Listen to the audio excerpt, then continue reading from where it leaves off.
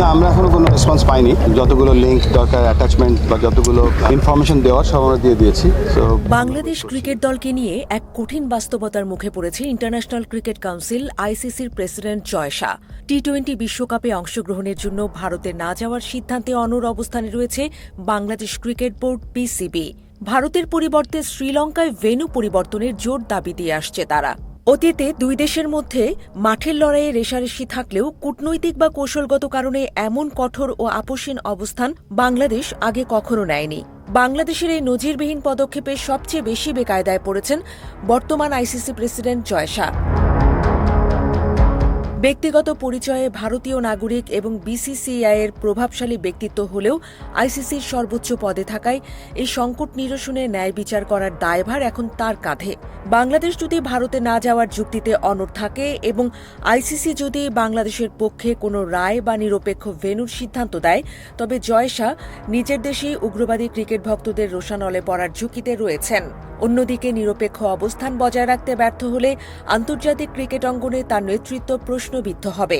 সব মিলিয়ে বাংলাদেশের এই শক্ত অবস্থান জয় শাহকে এক চরম কূটনৈতিক ও ব্যক্তিগত অগ্নিপরীক্ষার মুখে ঠেলে দিয়েছে। শনিবার আমিনুল ইসলাম বুলবুল জানান, নিরাপত্তাজনিত কারণে টি-20 বিশ্বকাপ খেলতে কোনোভাবেই ভারতে যাবে না বাংলাদেশ দল। এই নিয়ে আইসিসিকে 2 দফা চিঠি দিয়ে শ্রীলঙ্কায় ভেন্যু চাওয়া হয়েছে বলেও জানিয়েছেন তিনি।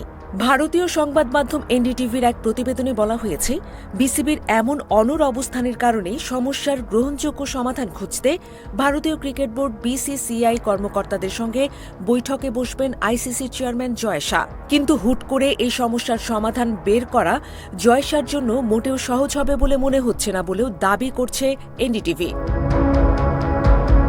এনডিটিভির প্রতিবেদন অনুযায়ী আইসিসিকে দেয়া বিসিবির প্রথম চিঠিতে বিসিবি জানিয়েছিল তারা ভারতে খেলতে আগ্রহী নয়, কিন্তু বিসিবির দ্বিতীয় চিঠি বদলে দিয়েছে পুরো প্রেক্ষাপট।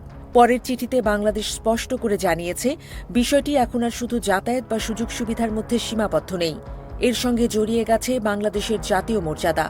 ভারতের উগ্রপন্থীদের দাবির মুখে আইপিএল থেকে বাংলাদেশি পেসার মুস্তাফিজুর রহমানকে বাদ দেওয়ার ঘটনাকে কেন্দ্র করেই ভারতের সঙ্গে ইগোর লড়াই চলছে বাংলাদেশের।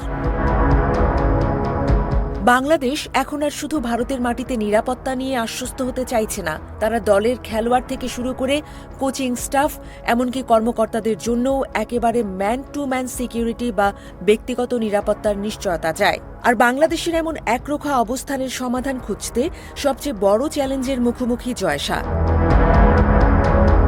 এনডিটিভি বলছে, এমন একরোখা আচরণের পরেও বিশ্বকাপ থেকে বাংলাদেশকে বাদ দেওয়ার কোনো সুযোগ নেই, কারণ যোগ্যতা অর্জন করেই তারা বিশ্বকাপে এসেছে।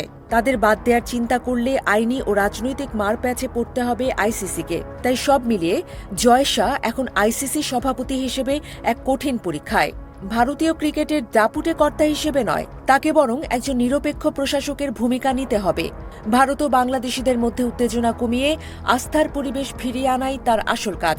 এখন দেখার পালা পরিস্থিতি কিভাবে সামাল দেয় জয় শাহ।